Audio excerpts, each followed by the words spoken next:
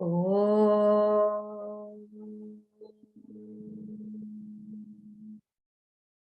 Om. Om.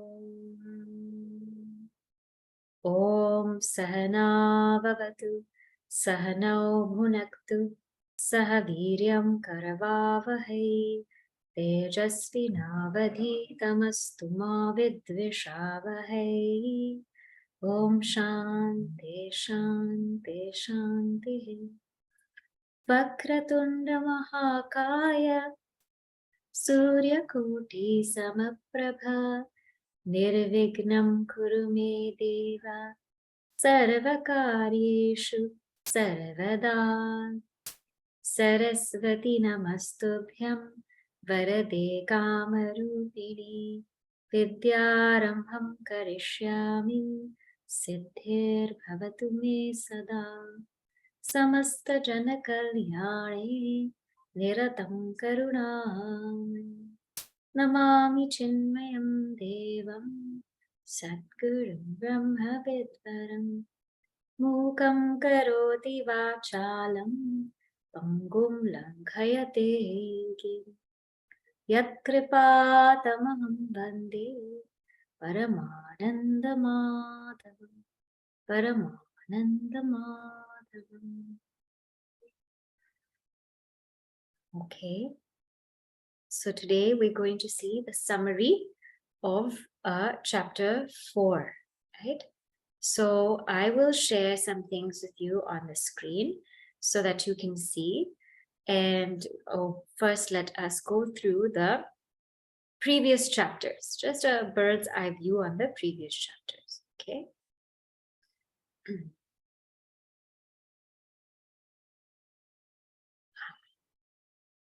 Okay, all right. So chapter 1 was Arjuna Vishada Yoga. This we have studied together. Yoga of Arjuna's grief. Now what happened here? What happened here is Arjuna was breaking down. And he was in the middle of this battlefield. And earlier, initially, he was so strong, ready to face the opponent.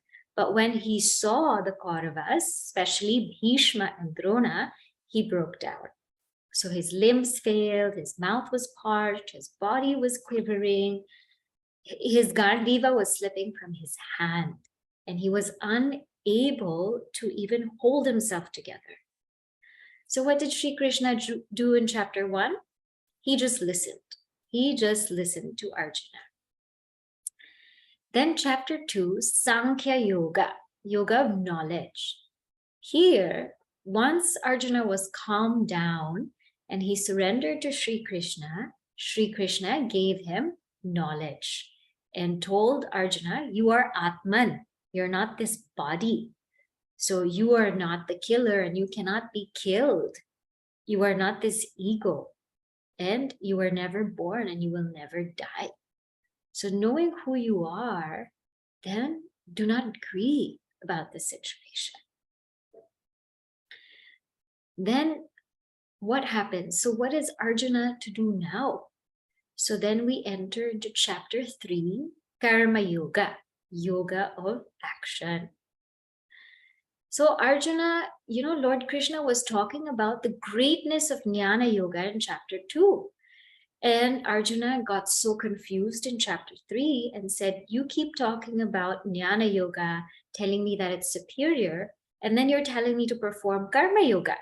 I'm very, very confused. So Sri Krishna says, don't be confused. Perform Karma Yoga. Arjuna, you must do Karma Yoga because Karma Yoga is the means. It's a means for purification of mind. And that Karma Yoga, when our mind becomes pure, we can be ready for Jnana Yoga or Dhyana Nishta, being established in the self. So don't be confused. First, focus on Karma Yoga, gain that purity so that you can really abide in this Jnana Yoga. So now chapter 4 comes.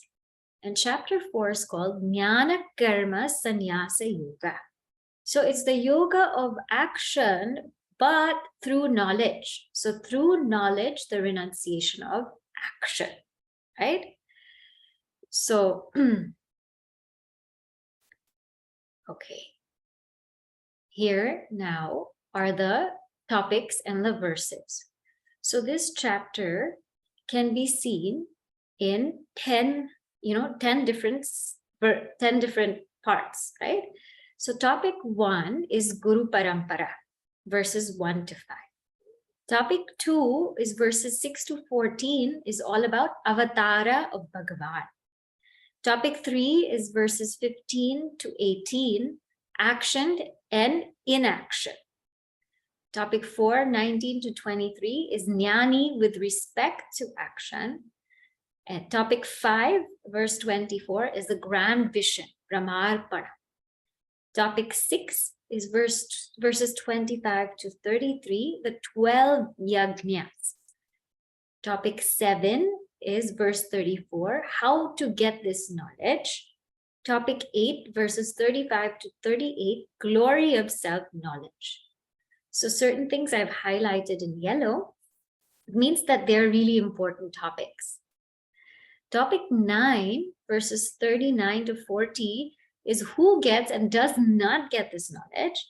And topic 10, verses 41 to 42, is concluding verses. So when you see this, now that you have the whole view, then slowly the chapter will become very, very clear to you. And also why Sri Krishna is teaching Arjuna in this way, that becomes clear. So this is the continuous outline that we've been seeing from chapter 2 to even now chapter 4.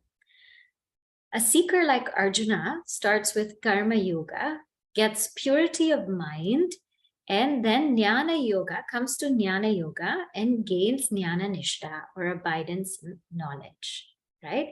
What happens if somebody just gets Jnana Yoga and is not prepared? Still then one should do Karma Yoga, because otherwise one will not be able to get established in that knowledge. So if we've listened to Jnana Yoga before, the nature of the self, but we're not abiding in that yet, we're not firm in that, then continue to do Karma Yoga until we become fit vessels for it. So how does this open? Now, so Sri Krishna wanted to tell Arjuna, this knowledge that I've given you in chapters 2 and 3, this comes from a parampara.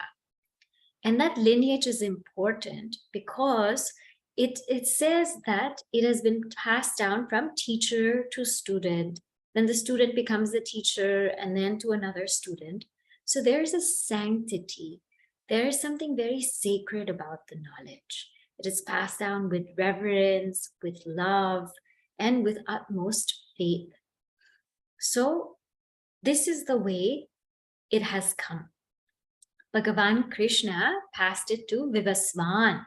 Vivasvan is the son, and then passed it on to Vivasvan, passed it on to Manu, and then to Ikshvaku. So, but in time, in the passing of this knowledge from one to another, there was a loss in the knowledge. What do you mean the knowledge suffered a loss? It means that when the teachers who are sharing the knowledge are not fit vessels, when the teachers don't have enough austerity or tapasya, don't have enough discipline in their senses, don't practice this knowledge in their daily lives, this knowledge suffers a loss. When people misinterpret it and twist it according to the way they want, it suffers. Also, when there are no students to take it, such a glorious thing as Bhagavad Gita, if nobody wants something like that, then what happens to it? It decays and nobody wants to preserve it anymore. So Sri Krishna says, in time it suffered a loss, but don't worry, I'm going to give it to you now. So he is giving us this pristine knowledge that he gave to Arjuna. And Arjuna asks this question, how did you give it to the son Vivasvan? Weren't you born after the sun?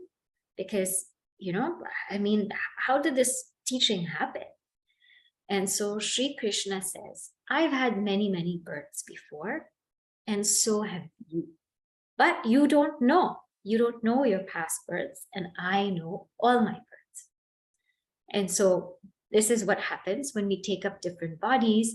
We don't remember our previous lives. We don't remember what happened previously. Some people ask the question, why don't we remember? Well, what will we do if we remember? We make so many mistakes. We remember our mistakes, but we don't do anything about it. So, even if we remember, what will we do with that memory? Unnecessarily, it will occupy space in our mind, right? However, we do carry our vasanas, our deep impressions. So then Sri Krishna now talks about his avatara. So this is the second topic, which is very unique to the fourth chapter. We won't find it in any other chapter in this way. He says that this is my avatara. Avatara literally means coming down. But here, this is not the meaning that we're taking.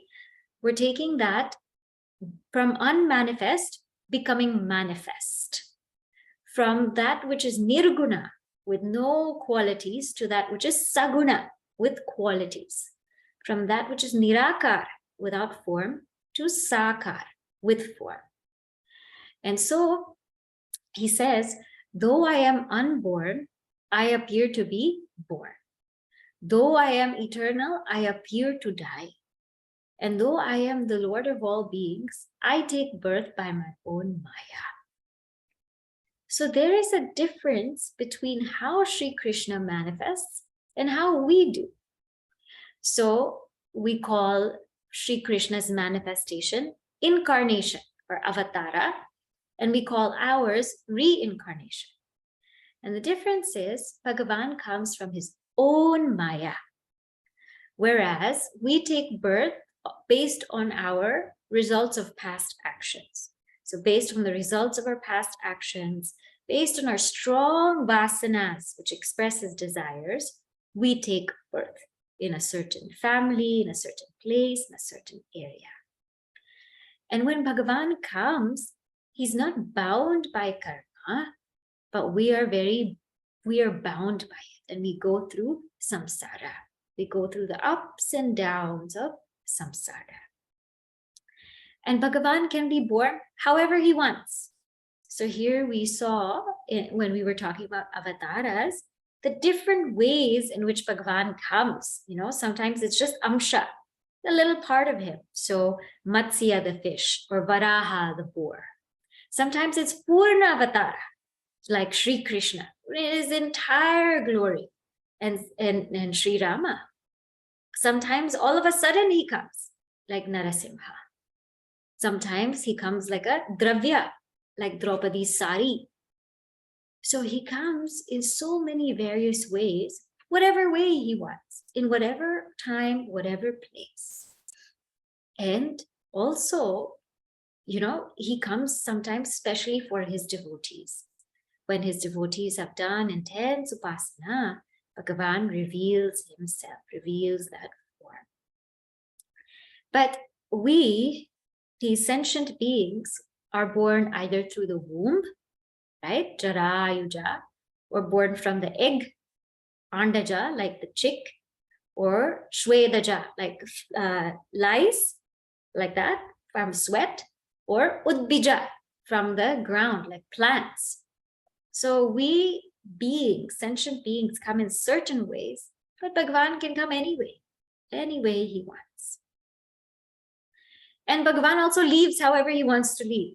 If he wants to leave posing there like Sri Krishna and sticking his foot out and the hunter shooting at it, that's fine. That's the way he leaves. If he wants to leave while meditating, he leaves like that. So he leaves however he wants to leave. But we have a particular time when we leave. Bhagavan doesn't have a time. When he feels he is ready, he goes. But we have to wait until our prarabdha karma is exhausted. When the prarabdha karma is exhausted, the body will go. Nothing can stop it. Nothing can keep it. It is the karma of that body. And Bhagavan is all-knowing, all-powerful, Sarvagnya, Sarvashaktiman. This way he comes. But we are Alpagnya, Alpashaktiman. We have very, very limited knowledge and power. And Bhagavan is very much in control of his Maya. But we are bound by Maya.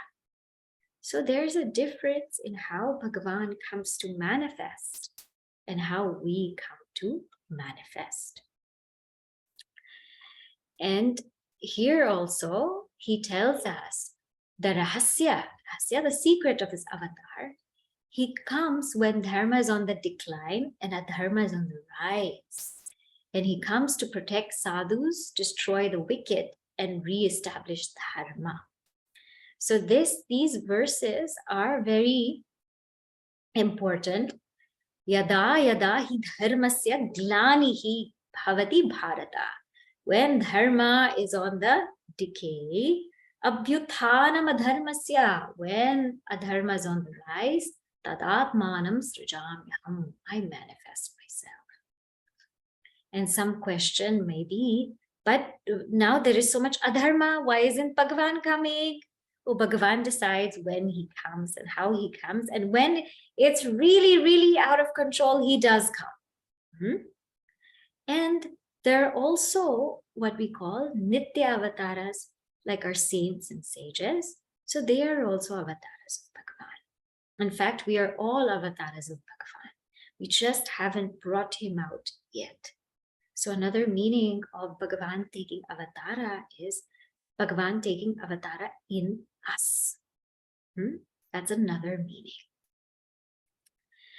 And of course, this verse, he comes paritranaya sadhunam vinashaya cha dushkritamam. He comes to protect all the good and to destroy the wicked. And dharma samsthapanarthaya. He comes to establish righteousness. Sambhavami yuge yuge. He is born in every age. Another reading is yuge ayuge. So he's born for all of humanity, but sometimes he's born also specially for his bhakta.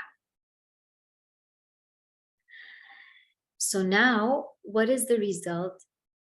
Bhagavan says that my birth and my actions are divine. What do you mean they're divine? Though unborn, I appear born. Because remember, Bhagavan is the very own self, very own Atma. So though I am unborn, I appear to be born. Though the non-doer, I appear to do. And this is what it means by my actions in birth are divine. And the one who knows me is not born again. The one who knows me in my essence means the one who knows that the self in me is the self in Bhagavan. The self in me is the self in Bhagavan. It's the same. That person is not born again because they realize who they truly are. Now, the question comes, Bhagavan, are you partial? Because how come some people are getting this knowledge? Some people are not. How come some people are understanding that the essence of themselves is that a pure consciousness, pure awareness, and that's the same essence in Bhagavan. And Bhagavan says, I'm not partial. In whatever way people approach me, that way I reward them. So those who want me, they come to me. But those who don't, they don't. So this example of electricity is given here. Electricity is one. But you can use electricity to boil water, can use electricity to plug in a heater, or use it for the computer. So it is one thing, but in the way you invoke it, in that way it will provide its power to you. So if I invoke it to boil water, that's what I'll get. If I invoke it to plug in this computer, that's what I'll get. But it is one electricity. The same way, it is one Bhagavan only. But in whatever way we invoke that Bhagavan, that way he comes. So it's up to us. Bhagavan is not partial. The question then comes, why don't people choose Bhagwan? Why don't we choose Bhagwan? Because the world gives us immediate pleasure. All this 2-minute noodles and crash course and get rich quick. We want all of this immediate pleasure. Whereas when we search for God, when we seek for God, it takes time because we have to go through a lot of austerity and purification. And so some people feel like that's too much. It's too much. And so there's two paths, Shreyas and Preyas, as is said in Kathopanishad. Many people just opt for the immediate pleasure, Preyas, because they just want gratification right away. So that's why we don't choose Bhagavan. Then Arjuna has a question. Who created these beings in the first place? There's so many beings. Who created them? This is a famous verse again that comes. Chaturvarnyam maya srishtam. We will see it after. He says they are created by me, but based on their guna and karma. And though created by me, know that I am the non-doer, nor am I bound by actions. So this verse number 13, Chaturvarnyam maya srishtam. This fourfold varna. Varna means the texture or the quality of mind. This classification based on the mind, guna karma vibhagasha. Guna and karma. It's based on the quality of the mind and the action. And tasya kartaram apimam. That even though I appear as the doer, vidya akartaram avyaya. I am the one who is the non-doer. So what's he saying here? So we spent some time in this when we discussed this verse, that all of humanity, all animals, all beings and things are classified. And the way that the society, the vision for how society could be classified is that everyone, based on their mental temperament, would be naturally inclined to do something. So somebody who's predominantly sattvic and rajasic and tamasic, they would naturally be inclined to study, to do research, to think, to go deeper into things. So those people then should be philosophers. They should be teachers. They should be researchers. And those people are called brahmanas. Not because they're born like that, but because the makeup of their mind is like that. Those people who have rajasic, and sattvic, and tamasic temperament, they're naturally inclined to administration, to ruling, to leading. So they should enter the fields of power. And they are known as the kshatriyas, politics or government, governance. And those who are rajasic, then tamasic, and sattvic, naturally inclined to making money, creating wealth, investments. And they should enter the field of entrepreneurship, vaishyas. And those who are tamasic, then rajasic, sattvic, they are the ones who they need support because they're not inclined to do things on their own. So they're called Shudra. And they should enter into the fields where they are able to help and support people by taking orders or seeking guidance because they're not able to lead, or they don't want to lead, right? They just don't have that temperament. And in this classification, it's not that one is better than the other, or one is higher than the other, because really one cannot do without the other.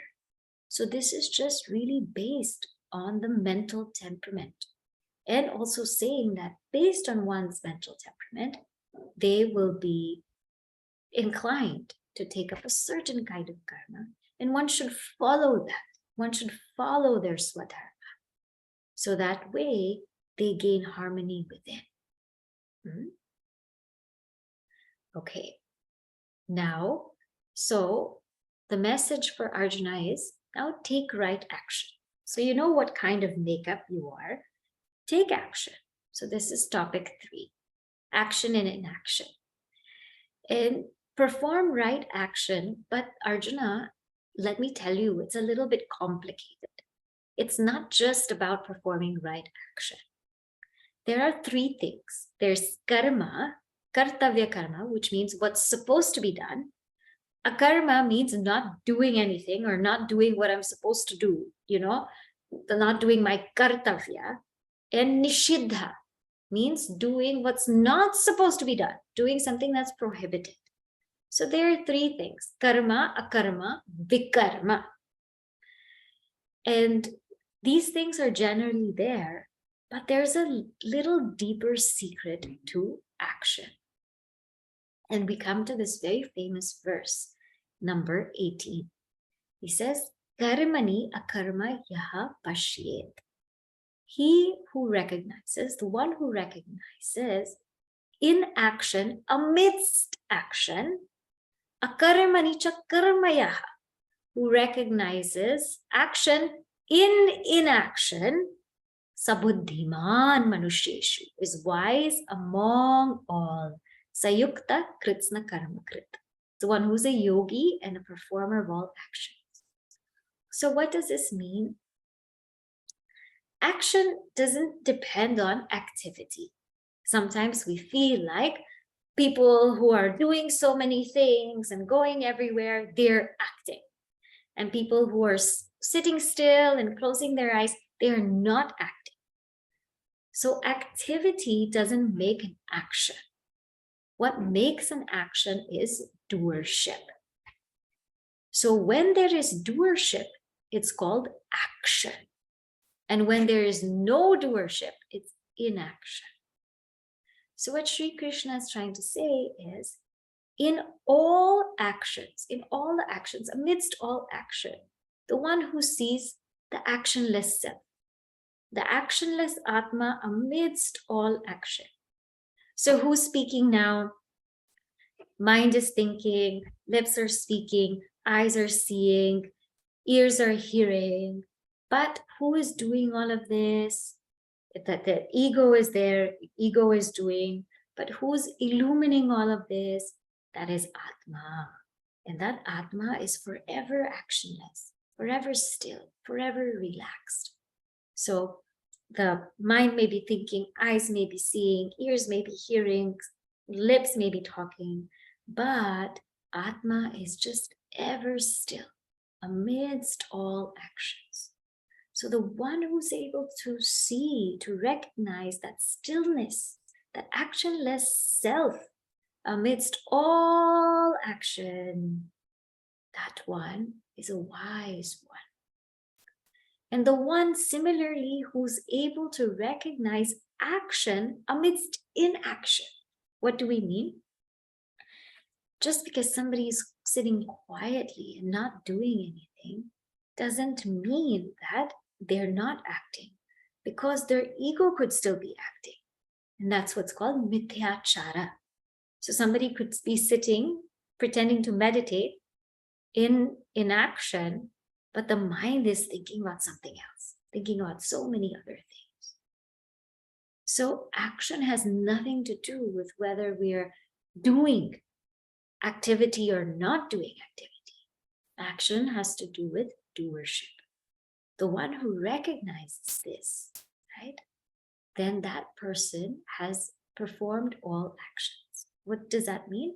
That person has realized the self. All actions are to realize the self. All actions are to realize actionless self. So that person has done that. So here again, karma, now we come to that meaning, presence of doership, akarma, absence of doership. It's not about the action, it's about the doership. So again, bring this example of electricity. Electricity in the house is lighting lights. The lights are lit because of electricity. The heater's working because of electricity. The computer's working because of electricity. Everything's working because of electricity, but electricity is ever still. So everything is working because of this Atman, but this Atman is ever still and ever untouched. Okay. And thus Gurudev says very beautifully, moksha is not freedom from action, but freedom in action. So don't get this idea that we have to go run away and sit in a cave. It's not being free from action. It's being free in and amidst action. And that's the beauty of this chapter. It teaches us how to be in the midst of action, but ever in action. Who are those who have done this? So we come to topic 4. Now, here, this is Jnani. This is the Jnani who is able to have this vision with respect to action. They are engaged in very dynamic action. So we will see enlightened beings, they're juggling so many things. They appear to be engaged in so many things. We can't even keep track of them. How are they in this place and in that place and in this place and in that place and doing all of this? But inside, they're so relaxed, completely relaxed. They don't have the strain of doership. Whenever there's a strain of doership, there's always pressure, there's always tension, there's always that worry. Will I fail? Will I not fail? How will this happen? How will that happen? All kinds of dissipation of energy happens in the mind because of the strain of doership. But when this jnani sets themselves apart and knows that they are the actionless self, everything just goes the way it goes in front of their very eyes. And thus their action is free from any false imagination. False imagination meaning that they don't feel like, I will become happy by this action, or I will become sad by this action. No false imagination. And no desire also to be, there's no desire that this action will complete me and this action will make me like this and make me like that. No such desire, because they're already whole. And all of their actions are roasted in the fire of knowledge. They cannot sprout again. They are like roasted seeds.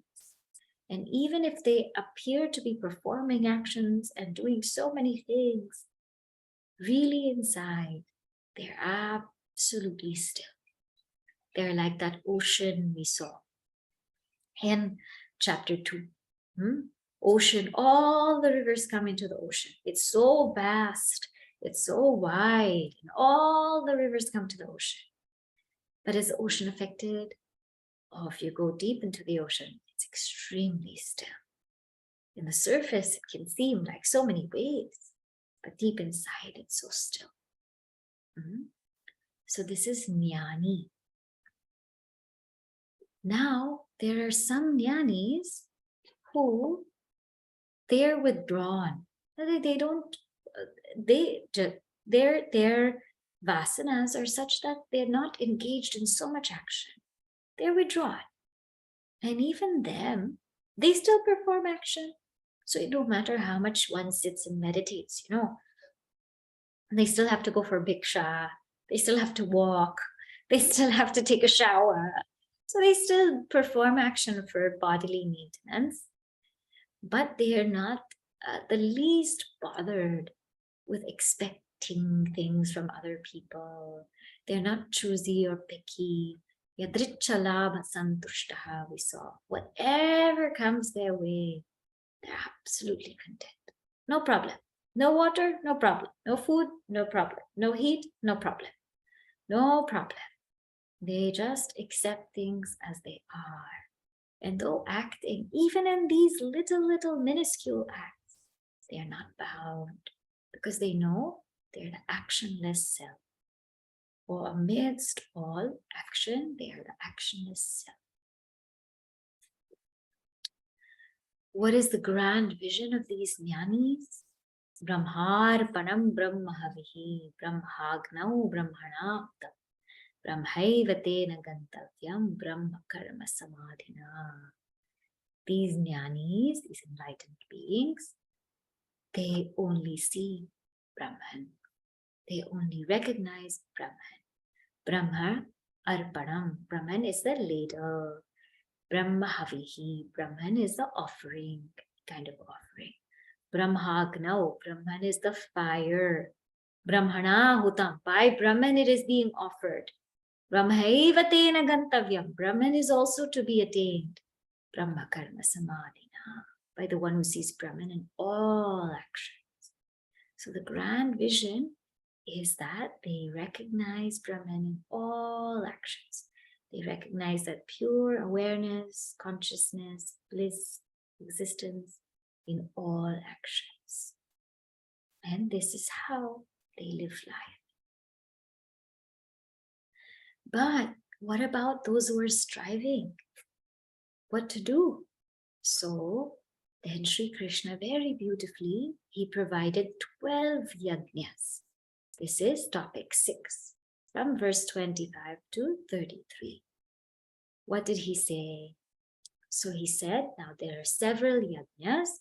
So they have the Daiva yajna, those who are worshipping through fire, offering through fire because they want some worldly gains. Then Brahma Jnana yajna, where one is practicing nididhyasana, offering that individuality to Brahman. Samyama yajna, those who are offering the sense organs to the fire of restraint. Dhyana, dharana, dhyana, samadhi, practice of sense control. Then Vishaya grahana yajna, those who are offering sense objects to sense organs. Practice of being a master and not slave to our sense objects. Then Atma Samyama Yoga Yajna, who offers all the functions of the senses and prana to the fire of self-control with knowledge. Practice of Nirvikalpa Samadhi. Dravya Yajna, practice of charity, offering wealth, etc., materials to the fire of totality.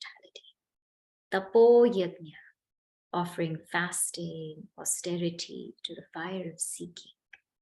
Yoga Yajna, offering yama, niyama, asana, pranayam, pratyahara to the fire of seeking. Swadhyaya Yajna, offering chanting the scriptures to the fire of seeking. Jnana Yajna, understanding the meaning of the Upanishads. So practice of study, inquiry, shravanam, manana. Pranayama Yajna, offering inhalation and exhalation through the fire of breath control. Nityahara Yajna, offering the pranas to the fire of prana, means the practice of moderation in food. So this way, Sri Krishna explained all of these yajnas very beautifully and said, now we must practice these yajnas. We must practice these yajnas. Pick these yajnas and start practicing them. What about those that don't perform these yajnas? Somebody doesn't have time, doesn't have resources, doesn't have the ability. Those who even assist, they too will be purified. Somebody who's just cleaning the place where the puja is being done, they too will be purified. Somebody who's just taking out the garbage, they too will be purified. Somebody who's cooking the food, but not in the puja, they too will be purified. So even those who assist will also be purified. But those who do not do any yajna, they will not find fulfillment in their lives at all. And Sri Krishna says, don't think that this is just limited to 12 yajnas. There are so many, many more different types of yajnas, but I have just shown you 12. I've just shown you a little bit representation of the yajnas. And these are found in the Vedas. But now what is the most superior yajna? He says the yajna of knowledge is superior because all actions culminate in the knowledge of the self. What is the difference? You see, karma is Purusha Tantra, which means that it depends on our effort. The more effort we will put, the more we will get. The less effort we will put, the less we will get. So it's called Purusha Tantra. It depends on the person, what they're doing, what effort they're doing, that's what they will get. But Jnana is Vastu Tantra. It means that even if you put effort to know Brahman in a certain way, you're not going to know a higher Brahman or a lower Brahman. You're going to know Brahman as Brahman, right?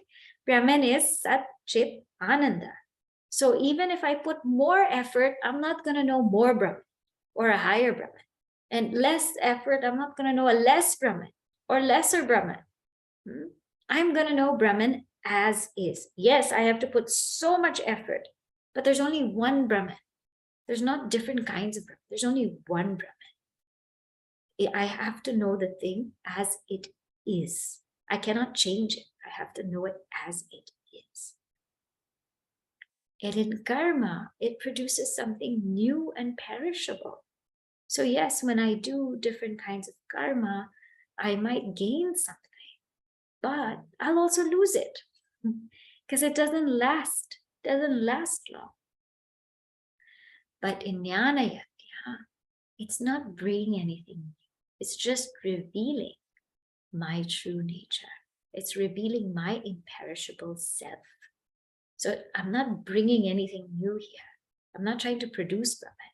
I'm just revealing who I am through Jnana.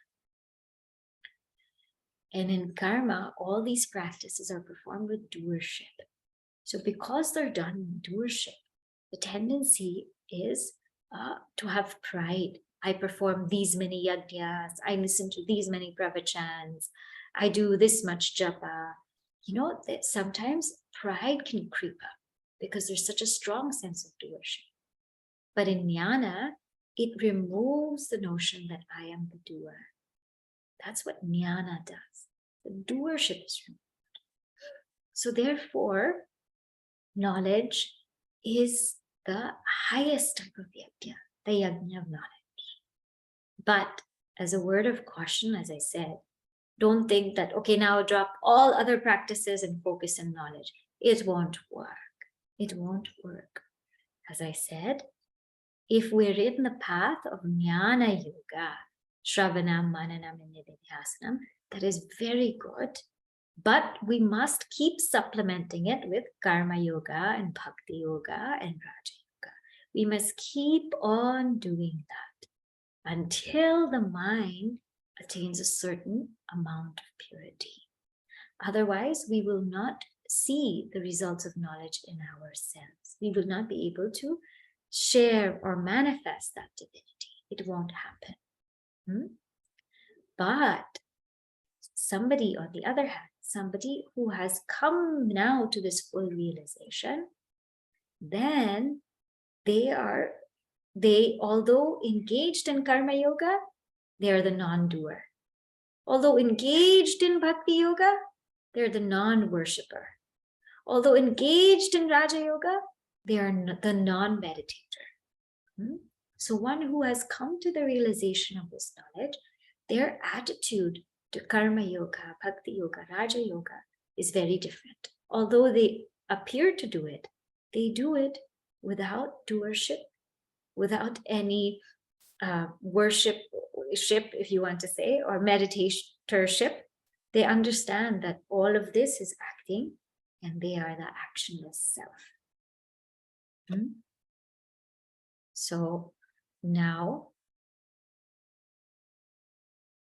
how do we get this knowledge? We want to again see, that the glory of knowledge is so amazing that we want to get it. So this verse also is very famous. Tadvidhi pranipatena pariprashnena sevaya. So how to get this knowledge? Approach a teacher, jnaninas tattvadarshina. Approach a teacher who's able to teach, who's rooted in this knowledge. How to approach this teacher? With humility and surrender. Not that I know everything, I don't know what you can teach me. No, Please teach me. I am an empty vessel. And also through thoughtful inquiry, not questions here and there and everywhere, but pariprashnena, means after examining everything only and thinking about it, then we're asking. So it's a very thoughtful inquiry, because we value the time, we value the things that the teacher does. So we're not just taking advantage of it. So, and sevaya, because there has to be that tuning with the Guru and the Shishya. And that can only happen through seva. So this is the external sadhana or bahiranga sadhana. Now, what is the glory of this knowledge? Little bit I've seen, but please tell me, what will this knowledge do? So he says, Sri Krishna says, upon knowing this truth, one will not get deluded again. So one who's really recognized this truth will see themselves in all beings, and also they will see that truth in Bhagavan. So all beings in oneself and all in Bhagavan, which means again that the essence of me and the essence of Bhagavan are one and the same. So all the names and forms will be known as just appearances. The underlying reality will be ever obvious and ever within reach. The movie may be playing in the screen. The jnani is ever aware and centered on the screen. Let the movie play. What's it got to do with the screen? And the glory is, even if one is the worst of sinners, still they can cross. Why? They can cross this ocean of sin, even if the worst of the sinners, they can cross, because remember, knowledge removes the doership. When we remove the doership, then all the actions are removed. And therefore, for jnani, all karmas are reduced to ashes, because all actions depend on the doer. And when the doer is dissolved, then the actions are dissolved. So all of their sanchita karma, the total karmas, they are dissolved. The prarabdha karma that gave birth to this very body, they do not affect the jnani, because the jnani has dissolved that doership. And the agami karmas, the future karmas that come, they also don't affect jnani, because the doership is dissolved. So they have nothing to do with karma. Actions belong to the doer. And if the doer is dissolved, actions are dissolved. And therefore, there is nothing more purifying than self-knowledge. It can destroy all actions like this. But Sri Krishna rightly says that preparation takes time. But once knowledge dawns and shines brightly, then one is free. One realizes they are ever free. Okay, so the glory of self-knowledge again, karma and jnana. So karma may remove sins, but sins might come again. How we purify ourselves, we might make the same mistakes again. But jnana removes the sinner. And karma is a band-aid solution, because again, the problem might occur. But jnana is ego surgery. Ego surgery is really uprooting that ego. Surgical procedure. And karma solves the problems for now, but jnana dissolves all the problems. And karma bears fruit. Again, one will have to go through the cycle of birth and death.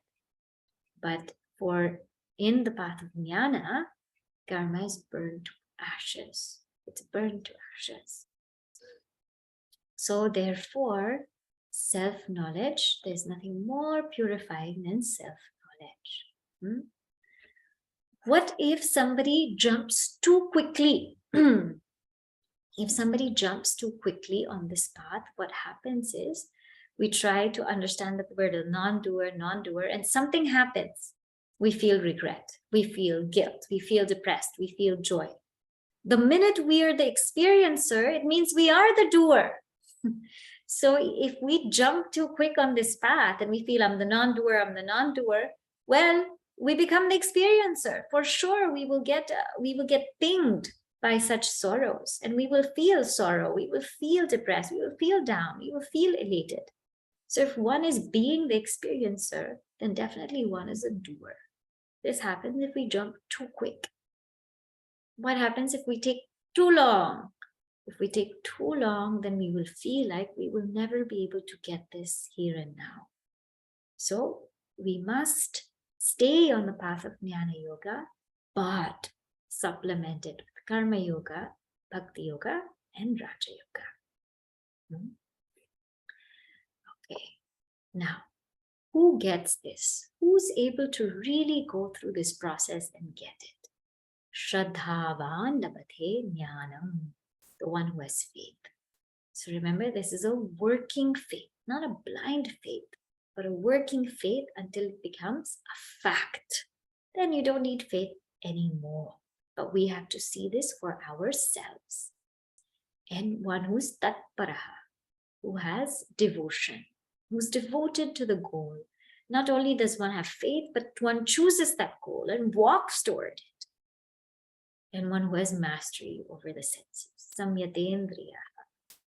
Very often we have faith and we have devotion, but absolutely no discipline, no sense control. We cannot walk this path. If we're not able to control our senses, we cannot walk this path. At some point or the other, we will fall. Then, who doesn't get it? One who has ignorance, one who has no faith, and one who has doubt. Samshayatma vinashyati. And we saw in these areas that one who is ignorant, they still have hope, because maybe they might not be able to get access to the knowledge, but maybe they have faith and they keep praying and praying. Maybe they'll get it someday, And the one who has no faith, that's okay. Maybe they won't get the knowledge, but at least they're enjoying this life. They're enjoying in some pleasure or the other. But the one who has doubt, the one who is swinging, when they're enjoying, they're thinking of, oh, should I be meditating? Shouldn't I be praying? Shouldn't I be reading? And when they are praying and reading and meditating, they're thinking, shouldn't I be out there enjoying? Shouldn't I be doing something there? So when they're in bhoga, they're thinking of yoga. When they're in yoga, they're thinking of bhoga. So whenever one person, we have doubts. Should I get this job or should I not? Should I get married or should I not? Should we have children or should we not? Whenever we are swinging like this, vinashyati, we cannot enjoy, because our mind is not here, nor is it there. So he says, samshayatma vinashyati. And sometimes we doubt ourselves also. So we doubt ourselves and we feel like, I don't know if I can do this. And there's a very beautiful verse from Van Gogh. He says that if you hear a voice within you that says you cannot paint, then by all means paint. And the voice will be silenced. So it's very, very nice, this quote. So if we feel we cannot do something, then by all means we should do it. As long as it's going to the right path. And that voice will be silenced, because we will have proven that yes, it is possible, only with grace. Then finally, what does Sri Krishna tell Arjuna? Arjuna, cut all your doubts. Samshayatma vinashyati. Cut all your doubts with the sword of knowledge. Because only you can cut your doubts. I cannot cut your doubts. Doubts is something we have to sit and clarify. We have to sit, think, reflect deeply on, and then cut. So he says, cut those doubts and take atishta, take refuge in karma yoga and jnana yoga. And uttishta, then get up and do your dharma. So he knows that Arjuna is in that space where he still needs to do his dharma. So he says, Atishta and Uttishta. So what is the message now of this chapter? The message is, I am the actionless self amidst all action. It's a very, very important verse. That how do you renounce action? You renounce action through knowledge. So I am the actionless self amidst all action. And how do I get there? Take refuge in karma yoga and then jnana yoga. And get up and do our dharma. This is Sri Krishna's message to Arjuna. So, very, very beautiful. He says, Atishta and Uttishta. So now what we'll do is, I think it will be nice if we read chapter 4 together. So you have your books. We'll read chapter 4 so that we can sort of see. Now all these verses came, you can see where all of them came, how they came, and then we will conclude. Om Shri Paramatmane Namaha. Athat Chaturtho Adhyayaha. Jnana Karma Sannyasa Yogaha. Shri Bhagavan Uvacha. Imam Vivasvate Yogam Proktavanaham Avyayam Vivasvan Manave Praha Marurikshvaka Brevi. Evam Parampara Praptam Imam Rajarshayo Viduhu Sakale Neha Mahata Yogo Nashta Parantapa Sa evayam maya tedya yogah proktah puratanaha bhaktosi me sakha cheti rahasyam yetaduttamam. Arjuna uvacha aparam bhavato janma param janma vivasvataha katham etad vijaniyam tvamadau proktavaniti. Shri Bhagavan Uvacha Bahuni me vyatitani Janmani tava charjuna Tanyaham veda sarvani Tattvam vetha parantapa. Ajopi sannavyayatma Bhutanam ishwaropi san Prakritim swamadhisthaya Sambhavam yatma mayaya yada yada hi dharmasya glanirбhavati bharata abhyuthanam adharmasya tadatmanam srijamyaham paritranaya sadhunam vinashaya cha dushkritam dharma samsthapanarthaya Sambhavami yuge yuge.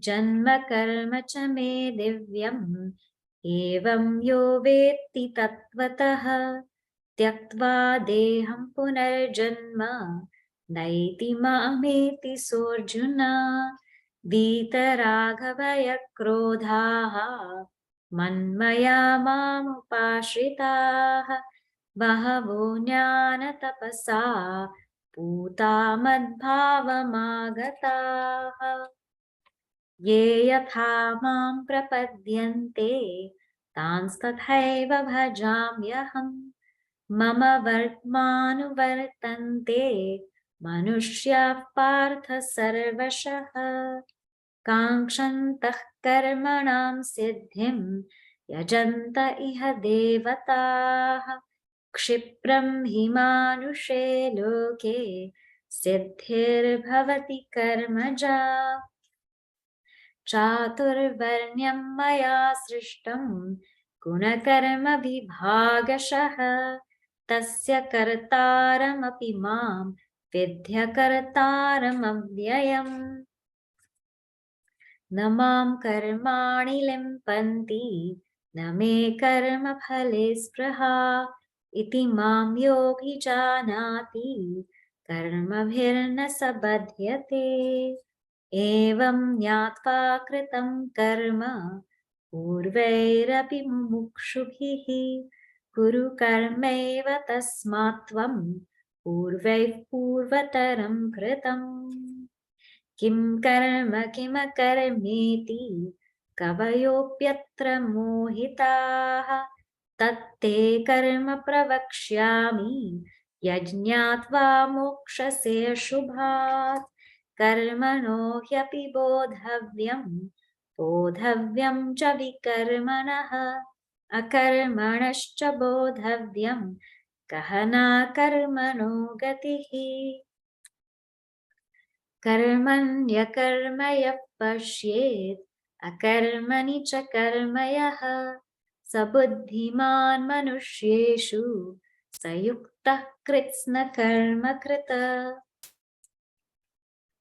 यस्य सर्वे समारम्भाः कामसङ्कल्पवर्जिताः ज्ञानाग्निदग्धकर्माणं तमाहुः पण्डितं बुधाः त्यक्त्वा कर्मफलासङ्गं नित्यतृप्तो निराश्रयः कर्मण्यभिप्रवृत्तोऽपि नैव किञ्चित् करोति सः निराशीर्यत चित्तात्मा त्यक्तसर्वपरिग्रहः शारीरं केवलं कर्म कुर्वन्नाप्नोति किल्बिषम् यदृच्छालाभसन्तुष्टः द्वन्द्वातीतो विमत्सरः समसिद्धावसिद्धौ च कृत्वापि न निबध्यते गतसङ्गस्य मुक्तस्य ज्ञानावस्थितचेतसः यज्ञायाचरतः कर्म समग्रं प्रविलीयते ब्रह्मार्पणं ब्रह्महविः ब्रह्माग्नौ ब्रह्मणाहुतं ब्रह्मैव तेन गन्तव्यं ब्रह्मकर्म समाधिना दैवमेवापरे यज्ञं योगिनः पर्युपासते ब्रह्माज्ञावपरे यज्ञं यज्ञेनेवोपजुह्वति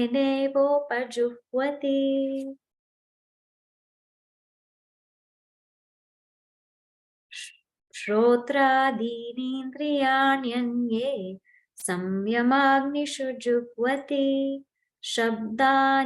शब्दादीन् विषयानन्ये इन्द्रियाग्निषु जुह्वति सर्वाणीन्द्रियकर्माणि प्राणकर्माणि चापरे आत्मसंयमयोगाग्नौ जुह्वति ज्ञानदीपिते द्रव्ययज्ञास्तपो यज्ञाः योगयज्ञास्तथा परे स्वाध्यायज्ञानयज्ञाश्च यतयः संशितव्रताः अपाने जुह्वति प्राणं प्राणे अपानं तथा परे प्राणापानगतिरुद्ध्वा प्राणायामपरायणा अपरे नियताहाराः प्राणान् प्राणेषु जुह्वति सर्वेऽप्येते यज्ञविदः यज्ञक्षपितकल्मषाः यज्ञशिष्टामृतभुजः यान्ति ब्रह्म सनातनम् नायं लोकोऽस्त्य यज्ञस्य कुतोऽन्यः कुरु सत्तमा एवं बहुविधा यज्ञाः वितता ब्रह्मणो मुखे कर्मजान् विद्धि तान् सर्वान् एवं ज्ञात्वा विमुक्ष्यसे श्रेयान् द्रव्यमयाद्यज्ञात् ज्ञानयज्ञः परन्तप सर्वं कर्माखिलं पार्थ ज्ञाने परिसमाप्यते तद्विद्धि प्रणिपातेन परिप्रश्नेन सेवया उपदेक्षन्ति ते ज्ञानं ज्ञानिनस्तत्त्वदर्शिनः यज्ञात्वा न पुनर्मोहम् एवं यास्यसि पाण्डव येन भूतान्यशेषेण द्रक्ष्यस्यात्मन्यथो मयि अपि चेदसि पापेभ्यः सर्वेभ्यः पापकृत्तमः सर्वं ज्ञानप्लवेनैव वृजिनं सन्तरिष्यसि यथैधांसि समिद्धोऽग्निः भस्मसात् कुरुतेऽर्जुन ज्ञानाग्निः सर्वकर्माणि भस्मसात् कुरुते तथा न हि ज्ञानेन सदृशं पवित्रम् इह विद्यते तत्स्वयं योगसंसिद्धः कालेनात्मनि विन्दति श्रद्धावान् लभते ज्ञानं तत्परः संयतेन्द्रियः ज्ञानं लब्ध्वा परां शान्तिम् अचिरेणाधिगच्छति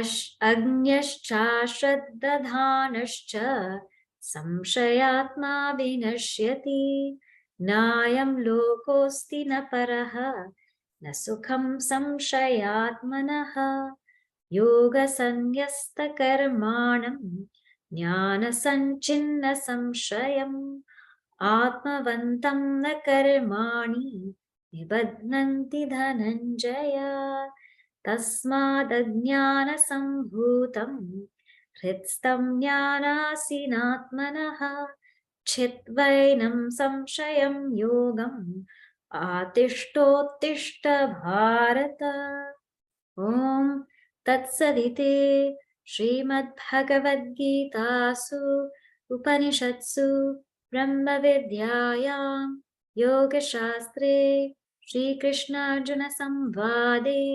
ज्ञानकर्मसन्न्यासयोगो नाम चतुर्थोऽध्यायः Bhagavan's grace, Puja Gurudev's blessings. We have completed our reflection on chapter 4, and we hope that all of us can take some practices from there, apply it in our lives. We'll say the closing prayer. I'll make some announcements about Shivaratri, and next week we will start chapter 5.